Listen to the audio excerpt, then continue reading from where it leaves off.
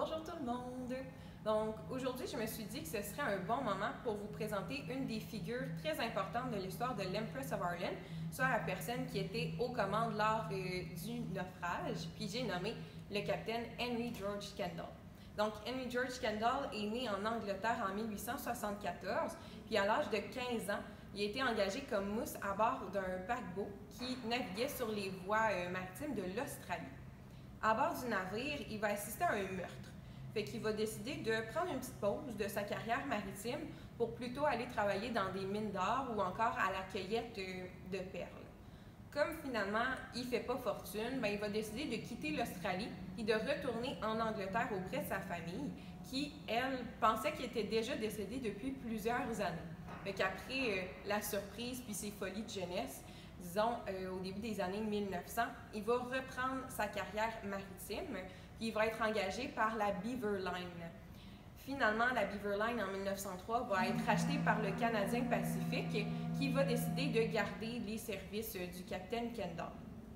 De 1908 à 1914, il va naviguer sur différents paquebots de la compagnie, dont le Montrose, sur lequel il a permis l'arrestation d'un dangereux criminel, le Dr. Crippen.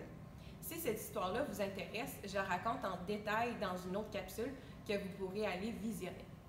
Bref, le capitaine Kendall navigue pendant plusieurs années à bord des paquebots du Canadien Pacifique, puis c'est le 1er mai 1914 à Halifax qu'on va lui donner pour la première fois les commandes de l'Empress of Ireland. Le 28 mai 1914, ça va être la première fois qu'il va partir de la ville de Québec à bord du navire, qui finalement va disparaître sous les eaux du Saint-Laurent quelques heures plus tard après sa collision avec le charbonnier Storstad.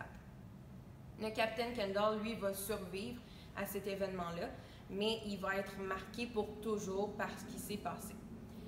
Après la commission d'enquête qui a eu lieu à Québec, dans laquelle il a été innocenté par rapport à sa responsabilité dans le naufrage, le capitaine Kendall va retourner en Angleterre où il va rejoindre la Marine royale puis devenir chef officier à bord du Calgarian qui finalement, lui, va être torpillé en 1918. Encore une fois, le capitaine Kendall va survivre à cet événement-là. Puis, après la Première Guerre mondiale, il va devenir surintendant maritime en Angleterre pour la compagnie Canadien Pacifique toujours. Il va travailler là jusqu'en 1939, l'année où il prend sa retraite. Puis ensuite, il va vivre une vie plutôt paisible jusqu'à son décès en 1965 à l'âge de 91 ans. Il y a plusieurs autres personnes dont le destin a été marqué par l'Empress of Ireland qui vous reste à découvrir.